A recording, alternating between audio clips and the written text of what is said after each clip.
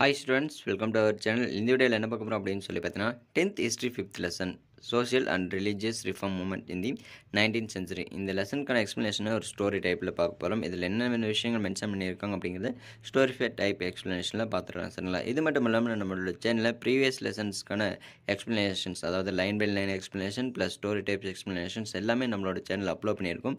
கீழே அதுக்கான டிஸ்கிரிப்ஷனில் லிங்க் கொடுத்துருக்கேன். அப்படி இல்லாட்டி கீழே நம்மளோட சேனலில் பிளேலிஸ்ட்டில் போய் பார்த்தீங்க அப்படின்னு சொன்னால் எல்லா லெசன்ஸ்க்கான line by line explanation plus story type எக்ஸ்ப்ளனேஷனும் இருக்கும். சரிங்களா? அதாவது சோஷியல் அண்ட் ரிலீஜியஸ் ரிஃபார்ம் இந்த லெசனில் 19ஆம் நூற்றாண்டில் சமூக மற்றும் சமய சீர்திருத்த இயக்கங்கள், அந்த இயக்கங்கள் சமூக சீர்திருத்த இயக்கங்கள் என்னென்ன, சமய சீர்திருத்த இயக்கங்கள்லாம் என்னென்ன, இவங்க என்ன கான்ட்ரிபியூட் பண்ணாங்க நம்மளோட சமூகத்தில் சீர்திருத்தத்துக்கு. அதாவது ஸ்டார்டிங்கில் நம்மளோட இந்தியாவில் பார்த்தீங்கன்னா நம்ம நிறைய சமய பழக்க வழக்கங்கள், மூட நம்பிக்கைகள்லாம் இருந்துச்சு. அதாவது சின்ன வயசில் பெண்களுக்கு ஸ்கூலுக்கே போகக்கூடாது, அவங்க படிக்கவே கூடாது அப்படிங்கிற மாதிரியான, அதுக்கப்புறம் பெண்கள் வீட்டு வேலை மட்டும்தான் செய்யணும். அதுக்கப்புறம் குழந்தை திருமணம் நடைமுறையில் இருந்துச்சு. கிட்டத்தட்ட 11 வயசு, 12 வயசு, 10 வயசுலலாம் மேரேஜ் பண்ணி கொடுக்குற ஒரு ஹேபிட் ஸ்டார்டிங்கில் இருந்துட்டு வந்துருந்துச்சு. அது மட்டும் இல்லாமல் இப்போ ஒரு பெண்ணோட ஹஸ்பண்ட் இறந்து போயிட்டாங்க அப்படின்னு சொன்னால், அந்த பெண்ணும் அவர் இறந்ததுக்கப்புறமா நெருப்பு மூட்டி அந்த நெருப்பில் இறந்து போனோம் சதி அப்படின்னு சொல்லுவாங்க. இந்த மாதிரியான நிறைய சமயம் மூட பழக்க வழக்கங்கள்லாம் இங்கே நடைமுறையில் இருந்துச்சு. அதெல்லாம் ஒழிக்கிறதுக்காக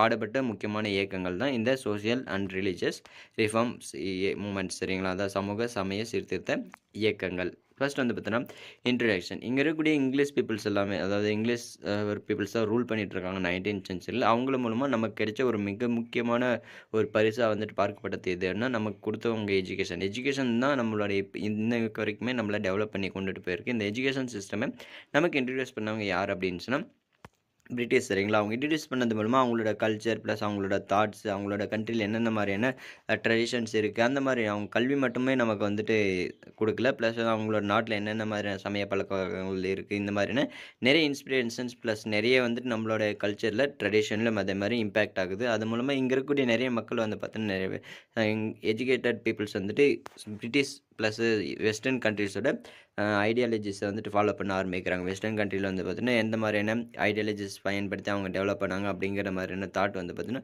இங்கே இருக்கக்கூடிய எஜுகேட்டட் பீப்புள்ஸ் இடையே ஸ்ப்ரெட் ஆக ஆரம்பிக்குது. இதனால் அவங்க நிறைய பொலிட்டிக்கல் ஆக்டிவிட்டீஸிலும் ஈடுபடுறாங்க. பொலிட்டிக்கல் ஆக்டிவிட்டீஸில் ஈடுபடும்போது அவங்களுக்கு பார்த்தா நிறைய அவேர்னஸ் ஏற்படுது. நமக்கு கிடைச்ச இந்த அவேர்னஸ் மக்களுக்கும் கிடைக்கணும் அப்படிங்கிறதுக்கும் நிறைய இயக்கங்களை ஏற்படுத்துகிறாங்க. சரிங்களா?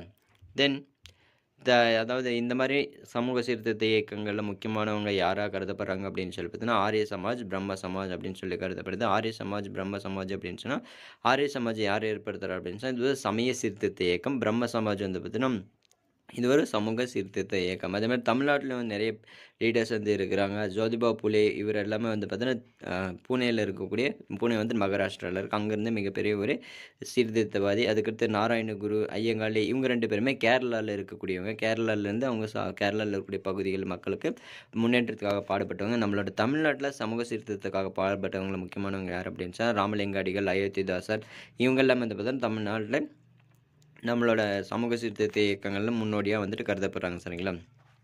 இயர்லி ரிஃபார்ம் மூமெண்ட்ஸ் இன் பெங்கால். அதாவது பெங்கால் இருக்குல்ல, பங்களாதேஷ் இருக்குல்ல, இப்போ அது பங்களாதேஷ் தான் பெங்கால் அப்படின்னு சொல்கிறாங்க. ஆரம்ப காலத்தில் எந்த மாதிரியான சமூக சீர்திருத்த இயக்கங்கள் ஏற்பட்டுச்சு அப்படின்னு சொல்லி பார்ப்போம். ராஜாராம் மோகன் ராய், பிரம்ம சமாஜ். பிரம்ம சமாஜ் அப்படிங்கிறத யார் ஏற்படுத்துகிறாங்க அப்படின்னு சொன்னால் ராஜாராம் மோகன் ராய் ஏற்படுத்தப்படுறாரு.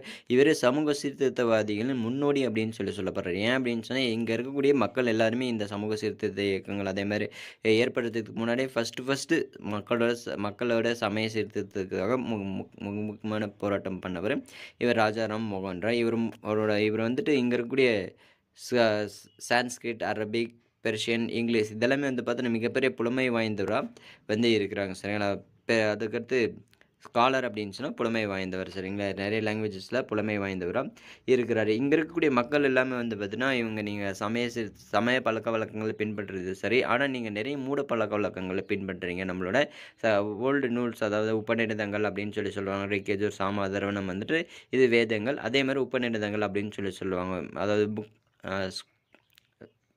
இது டெம்பிள்ஸ்லலாம் இருக்குல்ல, கோயில்களில் அவங்க மந்திரம் சொல்லக்கூடியது எல்லாமே உபநிடதம் அப்படின்னு சொல்லுவாங்க. அந்த உபநிடதம் கூட நம்ம இந்த மாதிரியான மூடப்பழக்கங்களை பண்ணணும் அப்படின்னு சமய சடங்குகளை பண்ணணும் அப்படின்னு சொல்லிட்டு எங்கேயுமே மென்ஷன் பண்ண கிடையாது. நீங்கள் நிறைய மூடப்பழக்கங்களை பின்பற்றுறீங்க அப்படின்னு சொல்லிட்டு அதை எதிர்க்கிறார். சரிங்களா? அதுக்கடுத்து பார்த்தீங்கன்னா அவர் ஐடியாலிட்டி அதாவது கோயில்களில் சிலை வச்சு வணங்குறோம் இல்லையா, கோயில்களில் சிலையே வணங்கக்கூடாது, நீங்கள் வந்துட்டு எல்லாமே கடவுள் தான் அப்படின்னு சொல்லிட்டு சொல்கிறாரு. சிலையை வணங்குறத இவர் வந்துட்டு எதிர்க்கிறார் சரிங்களா. அதுக்கடுத்து வந்து பார்த்தீங்கன்னா இவர் ஒரே ஒருத்தர் தான், அதாவது இங்கே இருக்கக்கூடிய உபநிடதங்கள் எல்லா நூல்களில் இருக்கக்கூடிய எல்லா மறை நூல்களும், இது இப்போ கிறிஸ்டின்னா பைபிள், அதுக்கடுத்து முஸ்லீம்னா குரான், அதுக்கடுத்து இந்துஸ்னா பகவத்கீதை, இந்த மாதிரி எல்லா மதத்தில் இருக்கக்கூடிய புனித நூல்களும் சொல்லக்கூடிய ஒரே விஷயம் என்ன அப்படின்னு சொன்னால் ஒரே கடவுள் அப்படிங்கிறது தான் சொல்கிறாரு. அதனால் நீங்கள் வந்து தனித்தனியாக உருவத்தை வச்சு வழிபட வேண்டாம், நீங்கள் ஒளியை வந்துட்டு அதாவது மொத்தமாக எல்லாமே கடவுள் அப்படிங்கிற மாதிரி வணங்குங்க அப்படின்னு சொல்லி சொல்கிறார் சரிங்களா. அதுக்கடுத்து இவர் வந்து மிகப்பெரிய அளவில் சைல்டு மேரேஜை வந்துட்டு எதிர்க்கிறாரு. அதுக்கடுத்து சதிக்கு எதிராக நிறைய போராட்டங்களை பண்ணுறாரு. பலதார மனங்களுக்கு எதிராக பலதார மனம் அப்படி பாலிகாமி அப்படின்னு சொன்னால் நிறைய பேரே மேரேஜ் பண்ணிக்கிறது, அது சிஸ்டம் எடுத்து நிறைய பெட்டிஷன் வந்துட்டு பிரிட்டிஷ் ஆட்சிக்கு வந்துட்டு கொடுக்குறாரு. இவரோட கண்டினியூட்டியான ஒரு ப்ரொடெஸ்ட் காரணமாக 1829 கவர்னர் வில்லியம் பெண்டிங் பிரபு வந்துட்டு இங்கே இருக்கக்கூடிய சதி அப்படிங்கிற சிஸ்டம் வந்துட்டு கேன்சல் பண்ணுறாங்க சரி. அபாலிஷன் ஆஃப் சதி, சதி ஒழிப்பு சட்டம் அப்படிங்கிறது வந்துட்டு கொண்டு வராங்க. சதி அப்படின்னு சொன்னால் என்னென்னா, இப்போ ஒருத்தர் இறந்து போயிட்டாங்க அப்படின்னு சொன்னால் அவங்களோட ஒய்ஃபும் அவர் இறந்ததுக்கு அப்புறமா நெருப்பு மூட்டி அந்த நெருப்பில் குதித்து இறந்து போகணும் அப்படிங்கிறது தான் சதி அப்படிங்கிறது ஒரு ப்ராக்டிஸ். அந்த சதி ப்ராக்டிஸை ஒழிக்கிறதுக்கு ராஜா ராம்மோகன் ராய் மிகப்பெரிய அளவில் முன்னோடியாக இருந்திருக்கிறார். அவரோட எஃபர்ட் மூலமாக 1829 வில்லியம் பெண்டிங் பிரபு வந்துட்டு அந்த சிஸ்டம் வந்துட்டு கேன்சல் பண்ணுறாரு சரிங்களா. அதுக்கடுத்து இங்கே இருக்கக்கூடிய நிறைய மக்களோட டெவலப்மெண்ட்டுக்காக இங்கே வந்துட்டு நிறைய வெஸ்டர்ன் எஜுகேஷன் நீங்கள் கற்றுக்கோங்க, ஆங்கில கல்வியை வந்துட்டு கற்றுக்கோங்க அப்படின்னு சொல்லிட்டு இவர் வந்துட்டு பாடுபடுறாரு சார். ராஜா ராம்மோகன் ராய் இங்கே இருக்கக்கூடிய மக்களுக்கு வந்துட்டு அவேர்னஸை ஏற்படுத்துகிறாரு. அதுக்கடுத்து இவர் பிரம்ம சமாஜ் வந்துட்டு 1828 ஆகஸ்ட் 20 வந்து பார்த்தீங்கன்னா இவர் ஏற்படுத்துகிறார், பிரம்ம சமாஜம் வந்துட்டு ஏற்படுத்துகிறாரு. எங்கே அப்படின்னு சொன்னால் இந்த பிரம்ம சமாஜம் ஏற்படுத்தி இவர் ஒரு கோயிலை கட்டுறாரு. கல்கத்தாவில் வந்து பார்த்தீங்கன்னா ஒரு கோயிலை கட்டுறாரு. இந்த கோயிலில் வந்துட்டு அவர் என்ன சொல்கிறார் அப்படின்னு சொல்லி பார்த்தீங்கன்னா, அந்த கோயிலில் எந்த ஒரு இமேஜோ அப்படிலாட்டி எந்த ஒரு சிலையோ எதுவுமே கிடையாது. ஓப்பனாக ஒரு கோயில் மட்டும்தான் இருக்குது, பில்டிங் மட்டும்தான் இருக்குது. அது மட்டும் இல்லாமல் அந்த பில்டிங்கில் நீங்கள் வந்துட்டு எந்த ஒரு மதத்தையும் இழிவுபடுத்தவும் கூடாது, எந்த ஒரு மதத்தையும் போற்றியும் பாடக்கூடாது அப்படின்னு சொல்லிட்டு எழுதி வச்சுருக்காங்க. இந்த கோயிலில் நீங்கள் எந்த ஒரு மதத்தோட சிலையும் வைக்கக்கூடாது அப்படின்னு சொல்லி மென்ஷன் பண்ணியிருக்காங்க சரிங்களா. அதுக்கடுத்து இவர் வந்துட்டு கடவுள் வந்துட்டு சிலை வழிபாடை எதிர்க்கிறதுனால இவர் இந்த மாதிரியான ஒரு கோயிலை கட்டி அவரே இந்த மாதிரி சொல்கிறாரு சரிங்களா. இந்த கோயில் எங்கே கட்டுறாரு அப்படின்னு சொன்னால் கல்கத்தாவில் 1828 ஆகஸ்ட் மாதம் வந்து கட்டுறாரு சரிங்களா. அதுக்கடுத்து வந்து பார்த்தீங்கன்னா இவர் மிகப்பெரிய அளவில் சொசைட்டியில் ஒரு இம்பேக்டை ஏற்படுத்தியிருக்கார் சமூக சீர்திருத்த இயக்கங்களுக்காக. அதுக்கடுத்து இவர் ஏற்படுத்தின பிரம்ம சமாஜ் இருக்குங்களா, பிரம்ம சமாஜுக்கு இவர் இறந்து போயிடுறாரு 1833 after the death of Rammohan Roy. அதாவது மகர்ஷி தீபேந்திரநாத் தாகூர் வர்றாரு. இவர் இறந்து போனதுக்கப்புறமா தீபேந்திரநாத் தாகூர் என்ன பண்ணுறாரு அப்படின்னு சொல்லி பார்ப்போம். 1833 ராஜா ராம்மோகன் ராய் இறந்து போகிறாரு. இறந்து போனதுக்கப்புறமா அந்த இயக்கத்தை வந்து பிரம்ம சமாஜை தீபேந்திரநாத் தாகூர் வந்துட்டு லீட் பண்ணி கொண்டு போகிறாரு. தீபேந்திரநாத் தாகூர் யார் அப்படின்னு சொன்னால் ரவீந்திரநாத் தாகூர் இருக்காருங்களா, ரவீந்திரநாத் தாகூரோட அப்பா தான் தீபேந்திரநாத் தாகூர். இந்த இயக்கத்தை இவர் லீட் பண்ணி கொண்டு போகும்போது இவர் ஒரு விஷயங்களை வந்துட்டு சொல்கிறாரு. என்ன அப்படின்னு சொன்னால், இந்த உலகம் தோன்றும் போது இந்த உலகத்தில் ஸ்டார்டிங்கில் எதுவுமே கிடையாது.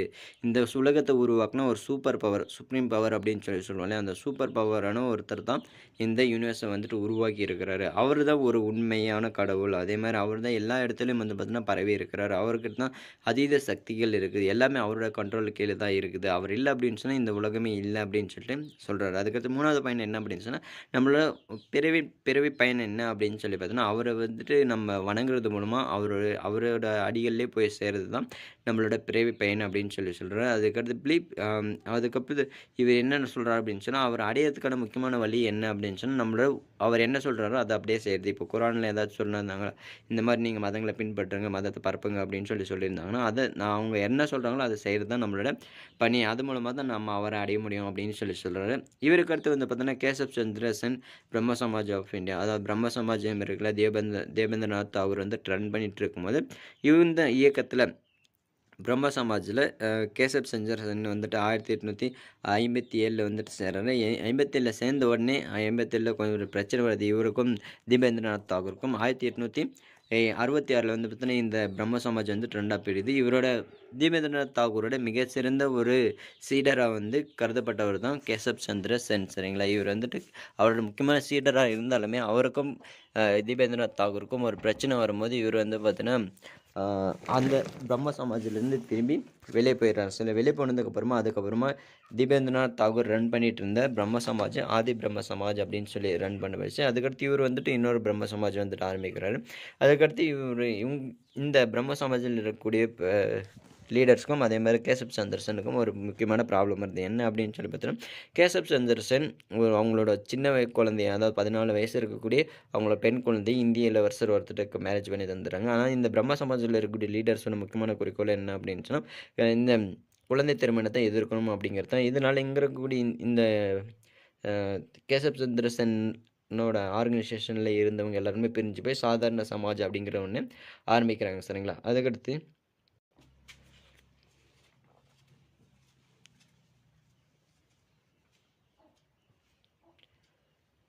அதுக்கடுத்து குழந்தைகள் திருமணம், அதாவது பெண்கள் வந்துட்டு எந்த வயசில் மேரேஜ் பண்ணிக்கணும் அப்படின்னு சொல்லிட்டு ஒரு சட்டத்தை கொண்டு வரதுக்கும் ஈஸ்வர் சந்திர வித்யாசாகர் மிக முக்கியமான காரணமாக இருக்கிறார். சரிங்களா? அதாவது 1860 ஒரு சட்டம் கொண்டு வராங்க. அந்த சட்டம் மூலமாக 10 வயசு இருக்கக்கூடிய குழந்தைகள் திருமணம் செய்யலாம் அப்படின்னு சொல்லி சொல்கிறாங்க. அதுக்கடுத்து 1891 13 வயசாக வந்துட்டு அதிகரிக்குது அந்த வயசு. அதுக்கடுத்து 1925 13 வயசு வந்துட்டு உயர்த்தப்படுது. சரிங்களா? அதுக்கடுத்து இந்த சட்டம் கொண்டு வந்தாலுமே 13 இயர்ஸ்குள்ளே இருக்கக்கூடிய குழந்தைகளுக்கு யாரும் மேரேஜ் பண்ணக்கூடாது அப்படின்னு சொல்கிற சட்டம் கொண்டு வந்தாலுமே, இது பெரும்பாலான ரிச் பீப்புள்ஸ் கிட்ட மட்டும்தான் பேச்சு வழக்கில் இருந்துச்சே தவிர, மற்றபடி மக்களிடையே வந்து நடைமுறையில் இல்லை. சரிங்களா? அதுக்கடுத்து பிரார்த்தனை சமாஜ் வந்துட்டு யார் ஏற்படுத்த போகிறாங்க அப்படின்னு சொல்லி பார்ப்போம்.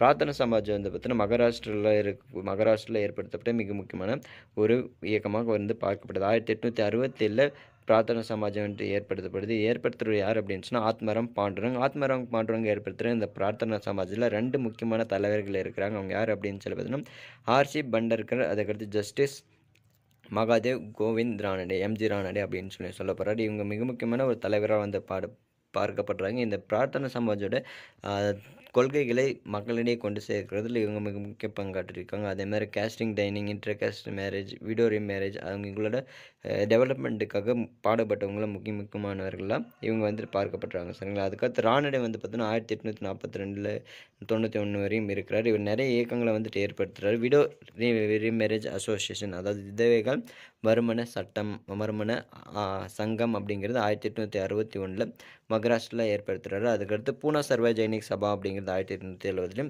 டெக்கான் எஜுகேஷன் சொசைட்டி, அதாவது தக்கான கல்விக் கழகம் அப்படிங்கிறது 1884 எம்ஜி ரானடே வந்துட்டு ஏற்படுத்துகிறார். சரிங்களா? அதுக்கடுத்து